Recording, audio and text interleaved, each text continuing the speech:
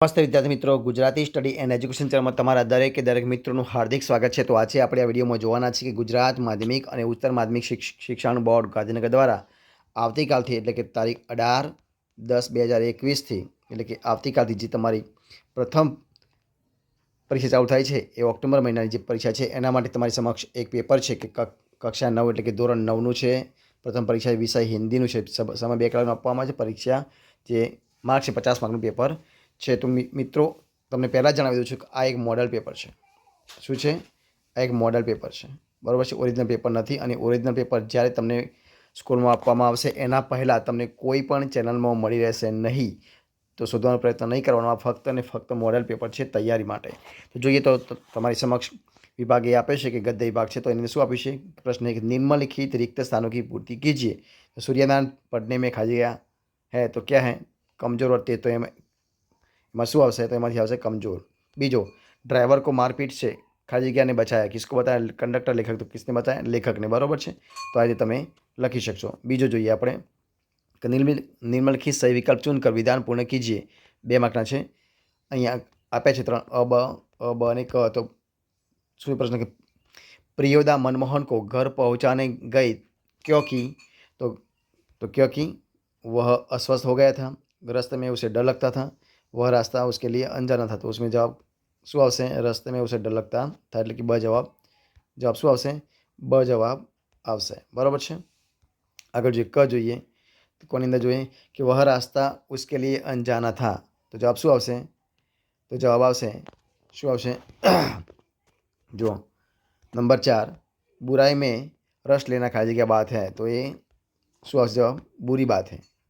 बुराई में रस लेना बुरी बात है, ठीक है।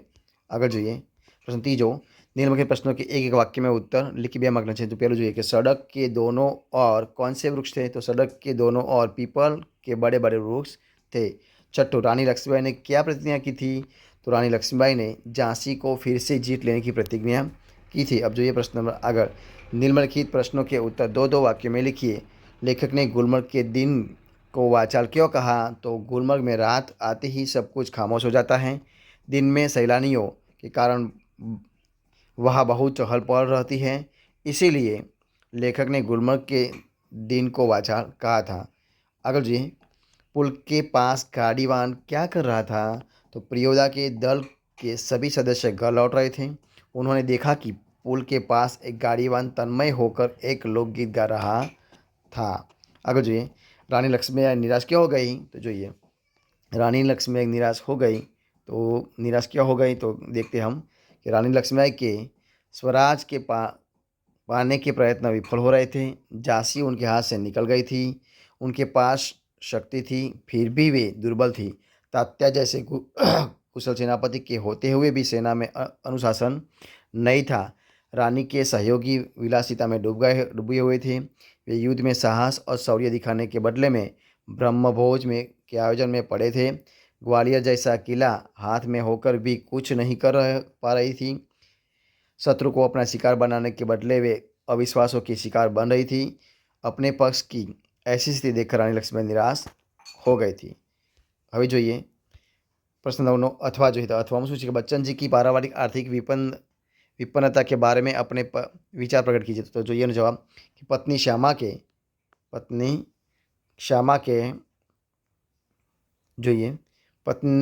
के हाथ हरिवंश राय बच्चन जी क्या कर रहे थे? तो देखते हैं। हरिवंश राय बच्चन जी का जीवन अत्यंत संघर्षमय रहा। आय के ठोस साधनों से वंचित थे।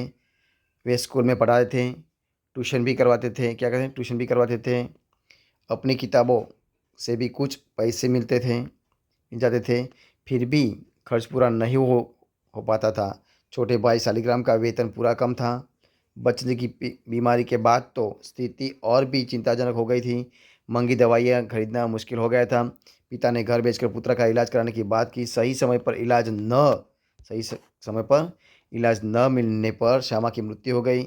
इस प्रकार बच्चन जी की पारिवारिक आर्थिक विपन्नता का दारुण रूप इस संस्करण में व्यक्त हुआ है। अब देखते हैं 1.25 नंबर आगे, बी विभाग पद्य विभाग। छठो प्रश्न, निम्नलिखित रिक्त स्थानों की पूर्ति कीजिए। आर्यों की संतान की खाली जग्या हो गई है तो अवनति, उन्नति और अधोगति, શું આવશે એની અંદર? अधोगति અહીં આવશે। બીજું આગળ, श्री कृष्ण के सिर के दोनों और खाली जगह लटक रही है तो क्या? लटे लटक रही। क्या लटक रही है? लटे लटक रही है। આગળ प्रश्न 7, निम्नलिखित काव्य की काव्य पंक्ति की पूर्ति कीजिए तो શું આવશે? यह पूर्णभूमि खाली जगह है तो यह पूर्णभूमि प्रसिद्ध है, इसके निवासी आर्य है, विद्या कला कौशल सबके जो प्रथम आचार्य। यह प्रश्न 8वां, निम्नलिखित प्रश्नों के एक वाक्य में उत्तर लिखिए तो 2 क्वेश्चन। पहले जो भारतवर्ष को वृद्ध में क्यों कहा गया है? तो भारत संसार का सबसे पुराना देश है, इसीलिए उसको वृद्ध कहा गया है। ठीक है। आगे જોઈએ, धन संपत्ति किस लिए है? तो धन संपत्ति परोपकार के लिए है। आगे जो प्रश्न नंबर 15मो, શું આવશે કે निम्नलिखित प्रश्नों के 2-2 वाक्य में 2-3 वाक्य में उत्तर लिखिए। 4 प्रकार प्रश्नों से। पहलो, सूरदास ने किस प्यासे को दुर्मति कहा है? तो गंगा नदी के जल शुद्ध और पवित्र अन्य कोई जल नहीं है। जो प्यासा व्यक्ति उसे छोड़कर अपनी प्यास बुझाने के लिए कुआं खुदाए उसे सूरदास ने दुर्मति कहा है। आगे 16वां, कर्ण दुर्योधन का साथ क्यों नहीं छोड़ सकता? तो दुर्योधन के सामने युद्ध का घोर संकट है, इसीलिए सच्चा मित्र होने के कारण कर्ण आपत्ति के समय उसका साथ नहीं छोड़ सकता। ठीक है। अब ये प्रश्न 10वां, निम्नलिखित प्रश्न का 5-6 वाक्य में उत्तर लिखिए 4 मार्क प्रश्न से। तो ये 17वां, भारतवासियों के बारे में गुप्ता जी क्या कहते हैं? तो जी उसका जवाब कि गुप्ता जी के अनुसार भारतवासी आर्यों की संतान हैं। एक समय था जब आर्य विद्या और कला कौशल में सबसे आगे थे। ज्ञान विज्ञान के क्षेत्र में उनका कोई मुकाबला नहीं कर सकता था, परंतु उन के आर्यों की संतान होकर भी आज भारतवासी उनकी अधोगति है। प्रगति की दौड़ में वे बुरी तरह पिछड़ गए हैं, फिर भी अपने महान पूर्वजों के उच्च आदर्शों को वे भूले नहीं है। ठीक है। अब प्रश्न अथवा में जो ये 17वां, कवि के कैसे मंगल की आराधना करते हैं? तो मंगल अर्थात सबका कल्याण।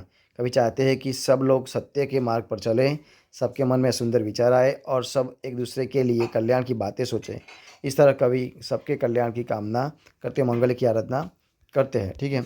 अब ये प्रश्न आगे व्याकरण विभाग, प्रश्न 11, निम्न की मुहावरे का अर्थ देकर वाक्य में प्रयोग कीजिए। सिर पर चढ़ना यानी कि अधिक होना, सिर पर इतना कर चढ़ गया कि रात में नींद नहीं आती। प्रश्न 12, निम्न की कहावत का अर्थ स्पष्ट कीजिए। मार के पीछे भूत भागे, किसी भी समस्या का हल करना। जब समस्या हाथ से बच जाती है तब सरल उपाय के बजाय कठिन या शिक्षात्मक रवैया अपनाना, इसे कहते हैं मार के पीछे भूत भागे। अब देखिए सवाल नंबर 13, निम्न के वाक्य को शुद्ध कीजिए। वह बुद्धिमान स्त्री है तो वह बुद्धिमती स्त्री है। 14वां, निम्न के शब्द का विरोध शब्द दीजिए। दुर्बल तो सबल। निम्न की प्रश्न 15वां, निम्न शब्द का पर्याय शब्द दीजिए। तो सुगम तो सरल। ठीक है। अब देखिए प्रश्न नंबर 16, निम्न के शब्द समूह के लिए एक शब्द दीजिए। तो आदर्श आचरण करने वाला तो आचार्य। और जो ये प्रश्न नंबर 17, निम्न शब्द का उपसर्ग बताइए। तो जो यहाँ उपसर्ग बताइए। तो अनुपम तो अन वत्ता उपम। 18वां, निम्नलिखित वाक्य में से भाववाचक संज्ञा बताइए। आज देश की दशा अच्छी नहीं है तो दशा। बराबर से। प्रश्न 19वां, निम्नलिखित वाक्य में से कर्तृवाचक संज्ञा बताइए। न्याय मंत्री शिशुपाल सम्राट अशोक का सेवक था तो क्या था? सेवक। बराबर है। और जो प्रश्न नंबर आगे तुम्हारी, प्रश्न 20वां, निम्नलिखित वाक्य में से विषय बताइए। तो तुम्हारी विधवा बहन कल अहमदाबाद गई तो विधवा, શું આવશે? વિધવા। વિભાગ ડી જોઈએ લેખન વિભાગ, તો એની અંદર જોઈએ આપણે આगे लेखन विभाग डी में જોઈએ। तो निम्नलिखित परिच्छेद को पढ़कर नीचे दिए गए प्रश्नों के उत्तर लिखिए। तो અહીંયા એક ફકરો આપ્યો છે, ફક્ત તમે વાંચી લેજો અને જે આધારે તમારે જવાબ આપવાના છે। બરાબર છે। તો અહીંયા જો તમારા સમક્ષ પૂરો ફકરો આપ્યો છે કે મનુષ્ય तो मनुष्य है, पशु पक्षी जहाँ जन्म लेते हैं अपने देश को प्रेम करते हैं। जंगल में पैदा हुई किसी जानवर को आप पिंजरे में बंद कर सकते हैं, उसे लाख आराम पहुंचाने की कोशिश कर सकते हैं, पर वह सुखी नहीं हो सकता। उसे तो अपने जंगल का देश ही प्यारा लगता है। उसी तरह मुक्त आकाश में उड़ने वाला पक्षी को पिंजरे में बंद करके सब तरह का सुख पहुंचाना चाहे तो भी वह कदापि सुखी नहीं हो सकता। उसका देश खुला आकाश, पेड़ों की शाखाएं और घोंसला है। वह धूप, वर्षा और ठंड से कष्ट सहकर भी सुखी रह सकता है। હવે જોઈએ એના પ્રશ્નો અહીં આપ્યા છે। 28મો પ્રશ્ન, पिंजरे के बंद जंगली जानवर सुखी क्यों नहीं हो सकता? तो जंगली जानवर अपने देश को, अपनी जन्मभूमि को बहुत प्रेम करता है। जब वह अपनी जन्मभूमि जंगल से दूर हो और पिंजरे में बंद हो तो सुखी नहीं हो सकता। इस गद्य खंड से हमें क्या सीख मिलती है? तो जो ये सीख जो ये तो इस गंदे से हमें ये सीख मिलती है कि अपनी जन्मभूमि के प्रति हमारे दिल में सच्चा प्रेम होना चाहिए। आज़ादी में ही जीवन का सच्चा आनंद होता है। बराबर है। હવે જોઈએ इस गंदे को उचित शीर्षक दीजिए तो એની અંદર શું આવશે? તો ઉચિત શીર્ષક આવશે ઉચિત શીર્ષક જન્મભૂમિ के प्रति प्रेम એ ઉચિત શીર્ષક આવશે। હવે જોઈએ પ્રશ્ન आगे प्रश्न 22 निम्नलिखित रूपरेखा के आधार पर कहानी लिखकर उसी शीर्षक दीजिए। तो एक राजा, लड़ाई में हारना, शत्रु का भय, गुफा में छिपना, छत पर चढ़ने के लिए मकड़ी का प्रयत्न, अनेक बार चढ़ना गिरना, अंत में सफलता, राजा में हिम्मत आना, साहस जुटाना, फिर चढ़ाई करना, जीतना सीख। तो एक राजा था, क्या था? एक राजा था, वह था तो बहुत पराक्रमी और उसके पास सैन्य बल अधिक न था।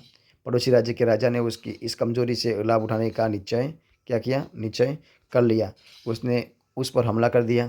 घमासान लड़ाई के बाद पहला राजा हार गया। उसे अपने राजपाट से हाथ धोना पड़ा। पराजित राजा शत्रु के भय से जंगल में भाग गया। वही एक पहाड़ की गुफा में उसने शरण ली। एक दिन वह उस गुफा में निश्चित होकर बैठा था। इसी समय उसकी दीवार पर चढ़ती हुई एक मकड़ी पर पड़ी। वह मकड़ी गुफा की छत पर पहुंचना चाहती थी, लेकिन कुछ ऊपर चढ़कर फिर भी नीचे गिरती थी। मकड़ी ने कई बार प्रयत्न किया पर उसे सफलता नहीं मिल रही थी। क्या हुआ? उसे सफलता न मिली।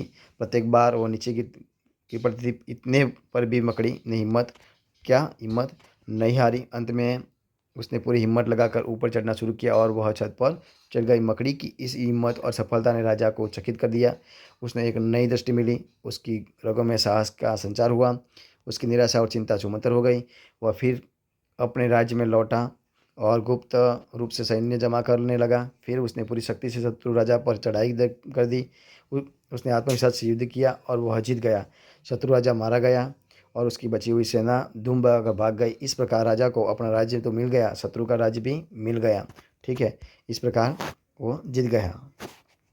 और सचमुच इस कहानी से सीख मिलती है कि छोटे जीवों से भी हमें कुछ सीखना मिल सकता है। निष्फलता में मिलने पर भी प्रयत्न जारी रखने में अंत सफलता जरूर मिलती है। अब देखिए अथवा में क्या है, पत्र लेखन को देखते हैं। क्या है पत्र लेखन?